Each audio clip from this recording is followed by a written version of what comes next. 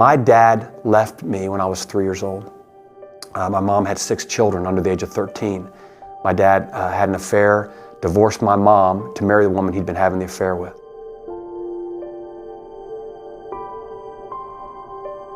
Two years later, he divorced that woman and remarried my mom again and stayed for 9 months and divorced my mom again and went back and remarried that same lady. And so for me, some of the way that I dealt with that, and even my family dealt with that, was we pretended that we were okay without my dad. In fact, we would even tell ourselves that we were in some ways better off that he wasn't in our life. But that wasn't true at all. I learned that you're going to make it work. I learned that you're going to overcome.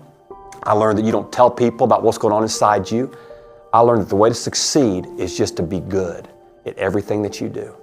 So I blast into life and become your typical overachiever, coming out of a family that, my mom raised 6 kids on $6,000 a year. We're going to an inner city high school. I come out of there straight A's, never got a B until college. Somehow I end up at an Ivy League university. I graduate 4 years later from Yale University. I'm blowing into life, always staying ahead of everything, competing at a high level athletically, academically, just always staying ahead, knowing that if I can be successful, that somehow life's going to work. And you know what, life did work on the outside, but I was dying on the inside. I still wasn't telling the truth about what was happening in me. I was just performing, making everybody around me okay, making my wife okay, making my kids okay, making my friends okay. But the truth was this: none of them were okay. None of them were okay, because none of them had me. Nobody had me. They had my work, they had my performance, they had my provision, they had my gifts, they had my leadership. None of them had me. None of them had my heart.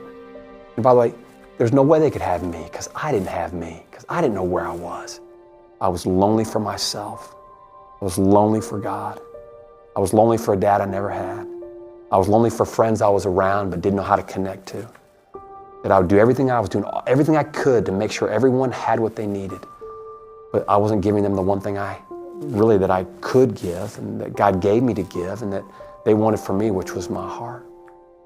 So all this stuff was going on inside me. All this whole story was happening. I couldn't even put words to most of it.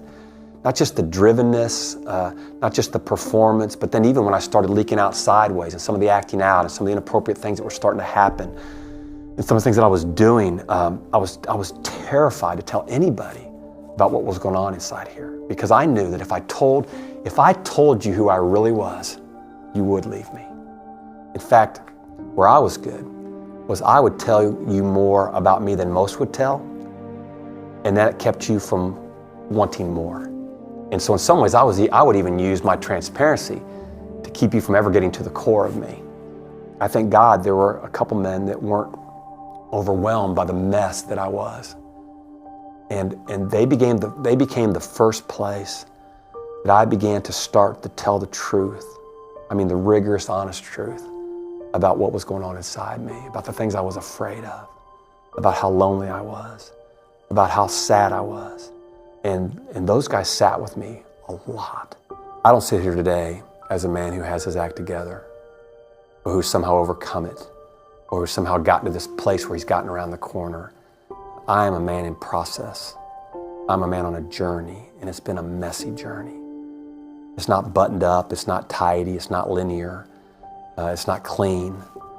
It's been a mess, and it's still a mess. But I want to tell you this, it's alive.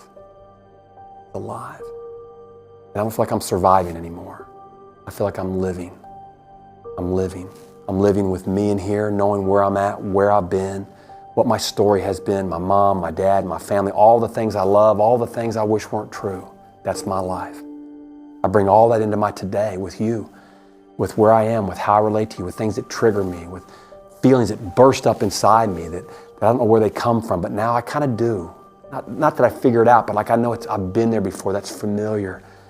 And I bring all that into my today, which actually is, quite frankly, it's most of my hope for tomorrow, is that I've seen that God has been with me in the darkness of it. He's with me today in the mess of it, which is my hope that He'll be with me in the future of it.